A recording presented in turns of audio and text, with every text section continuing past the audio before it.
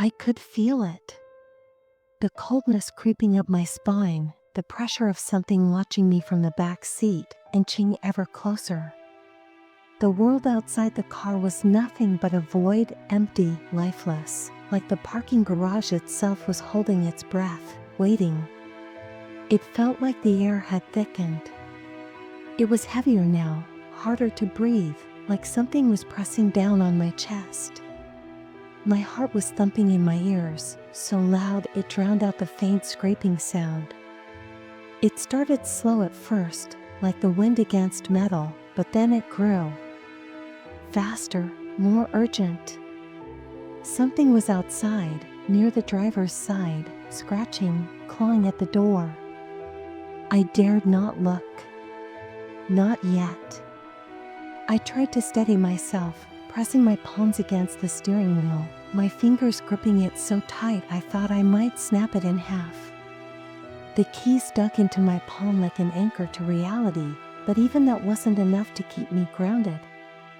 The whispers had begun again, only this time they weren't just in my head. They were coming from the back seat. Get out. It wasn't a suggestion. It was an order. I wanted to scream, but the words stuck in my throat. Every inch of me was screaming in panic, in terror. My hands trembled, beads of sweat foaming on my forehead. I glanced around the car in a blind panic, my eyes darting between the mirrors, the windows, the door handles. But everything was the same. The dark, empty parking lot. The cold concrete. And that horrible presence in the back seat. I forced my eyes to the rearview mirror, terrified of what I might see, but knowing deep down that I had to look. I had to face whatever was there. But all I saw at first was my own reflection, pale, terrified, wide-eyed. My breath came in quick, shallow gasps, fogging up the mirror. My eyes flicked down for a moment, and that's when I saw it. A shadow. Not just any shadow, but something moving within the back seat, like the dark itself was coming alive. It slithered, twisting and turning, shaping itself into something humanoid. I couldn't see its face. It was too dark. But I could feel its eyes on me. Hollow eyes, cold, unblinking. Watching me. I wanted to close my eyes. I wanted to look away. But I couldn't. I couldn't take my gaze off the mirror, off the thing that was now mere inches behind me. You shouldn't have come here.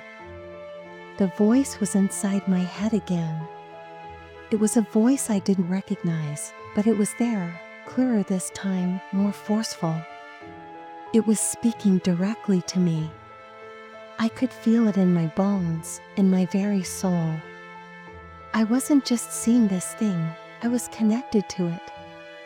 As if it were inside me, tearing through the fabric of my thoughts. You should have stayed away. My breath caught in my throat.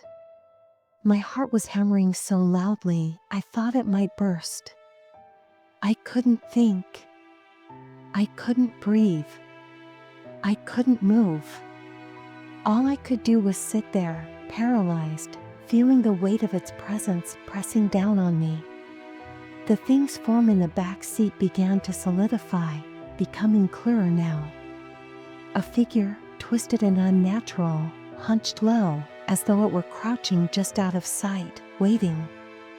And yet, I could feel it, like a thick fog surrounding me, suffocating me, pulling me deeper into the void. Get out. The voice was louder now, almost shaking the car. It wasn't just a command, it was a warning. A threat.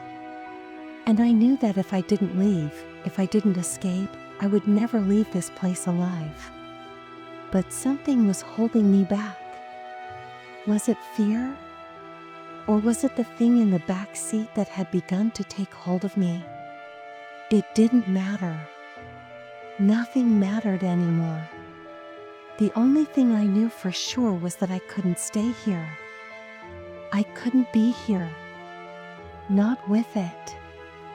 I looked at the door handle. I could escape. I could run. I could. The scraping sound returned, louder now, coming from the driver's side window. I didn't need to look to know what it was. The thing was outside, its long fingers, too long, too thin, scraping against the glass, trying to claw its way in. I could almost hear its nails dragging against the window, the sound grating like metal against stone. It wasn't just outside anymore. It was inside. I could feel it, a presence that wasn't bound by the confines of the car. It was all around me now. In the air. In my skin. Get out. The voice was no longer a whisper. It was a roar, a scream that reverberated in my mind, shaking my very thoughts. My fingers tightened around the keys, the metal digging into my palm as I fought to control the terror bubbling up inside me. I couldn't take it anymore. I had to get out. But as my hand reached for the door handle, it happened. The figure in the back seat moved. I didn't see it at first, but I felt it. Something cold and wet brushing against the back of my neck, like a hand that had been dipped in ice. I gasped, jerking my head around, but there was nothing there. Only darkness. Only shadows. And then I saw it.